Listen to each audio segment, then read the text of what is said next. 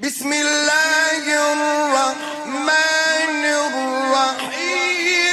يا أيتها النفس المطمئنة ارجعي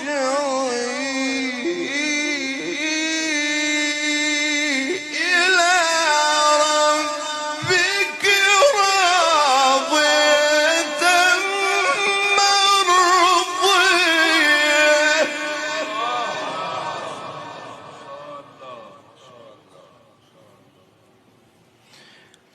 فادخلي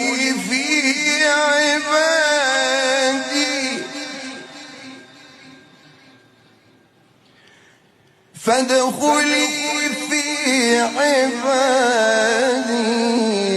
وادخلي جنتي.